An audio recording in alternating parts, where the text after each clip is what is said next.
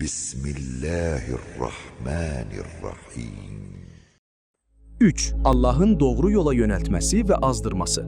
Haqqında danışdığımız ayənin zahirindən ilk baxışda belə təsəvvür yarana bilər ki, hidayət və azğınlıq məcburi xarakter daşıyır və yalnız Allahın istəyinə bağlıdır. Lakin ayənin son cümləsi məsələyə aydınlıq gətirərək hidayət və azğınlığın insanın öz əməllərinin nəticəsi olduğunu bildirir. İnsanın əməllərinin bir sıra nəticələri vardır ki, ondan qaçmaq qeyri-mümkündür. Məsələn, insan yaxşı iş görərsə, bu insanı istər-istəməz doğru yola yönəldəcək, Allaha doğru daha da yaxınlaşdıracaq, haqla batili bir-birindən ayırt edə bilmək bacarığı verəcək. Ənfal surəsinin 29-cu ayəsi də bunu təsdiqləyir. Ayədə deyilir: Ey iman gətirənlər!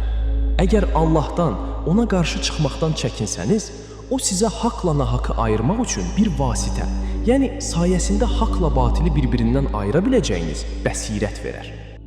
Yox, əgər insan pis işlərin ardınca gedərsə, qəlbi daha da qaralıb, günaha bir o qədər çox halıda olar.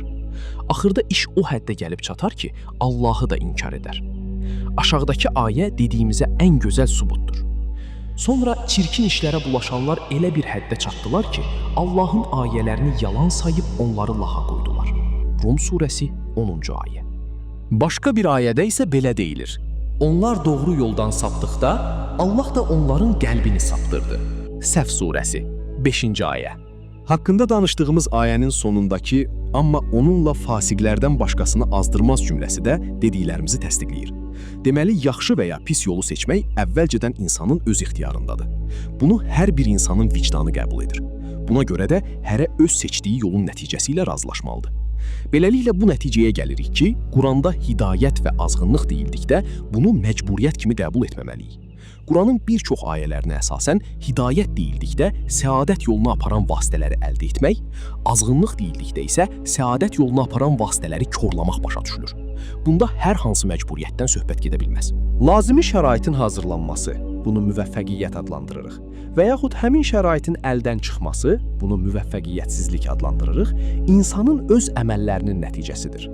Əgər Allah bir insanı hidayət olmağa müvəffəq edirsə və eləcə də əksinə başqasını hidayət olmağa müvəffəq etmirsə, bu onların gördükləri işlərə bağlıdır.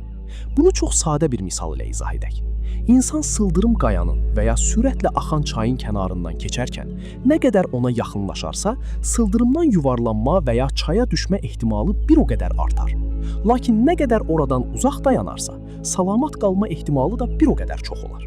Bu misalda insanın sıldırıma və ya çaya yaxınlaşması sanki azğınlıq, ondan uzaq durması isə hidayətdir. Şübhəsiz bütün dediklərimizdən sonra Qurandakı hidayət və azğınlıqla bağlı ayələrə etiraz edənlərə cavab aydın olur. Fasiqlər kimlərdir? Fasiqlər deyildikdə ibadət və bəndəlik yolundan kənara çıxan şəxslər nəzərdə tutulur. Çünki leksik baxımdan fisq sözü xurma çəyirdəyinin xurmadan ayrılması mənasını bildirir. Sonradan bu sözün mənasının əhatə dairəsi genişləndirilərək Allahın yolundan çıxan şəxslərin barəsində də işlədilmişdir. Əgər sən də Quranı dərk edərək oxumaq istəyirsənsə, abunə ol və birlikdə öyrənək.